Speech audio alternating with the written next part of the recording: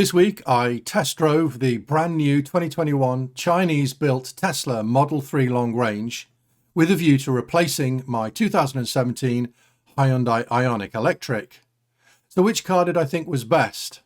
My Ioniq or the Tesla Model 3?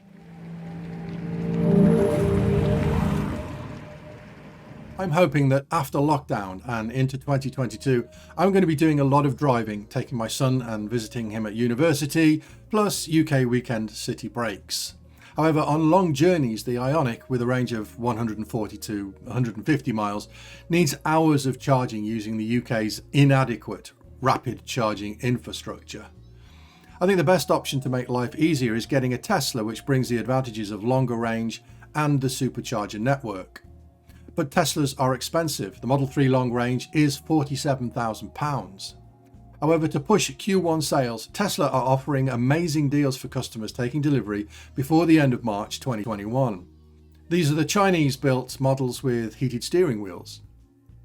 So with the intention of ordering one on business contract hire, after paying the £100 deposit required by trading standards during lockdown to take a test drive, I took the long-range Model 3 for a 2-hour spin.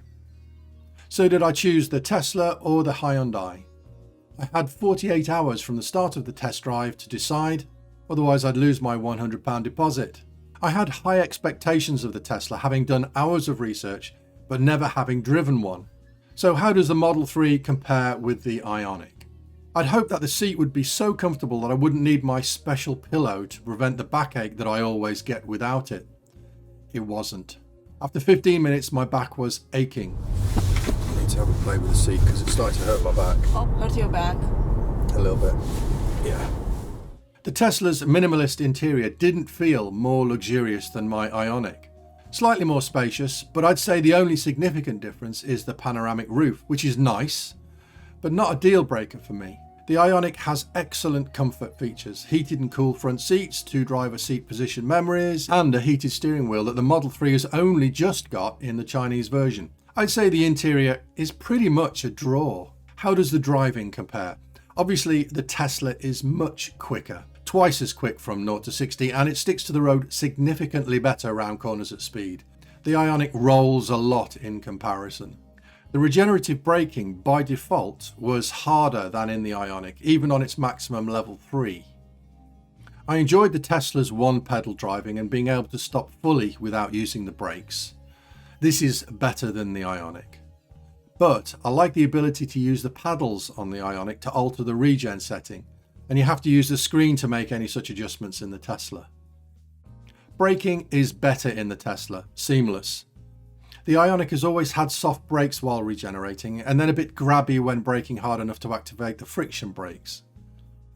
Much of the test drive was about playing with the settings and navigating the user interface. I found it intuitive, and I think I would easily get used to having that lovely screen instead of the instrument cluster that I've used for nearly 40 years driving. When swapping back to the Ioniq, I immediately felt that the tiny screen is pathetic in comparison. The technology in the Tesla blew me away. It even recognized and displayed traffic cones. It's awesome and I love it. The Ioniq has many of the safety features of the Tesla.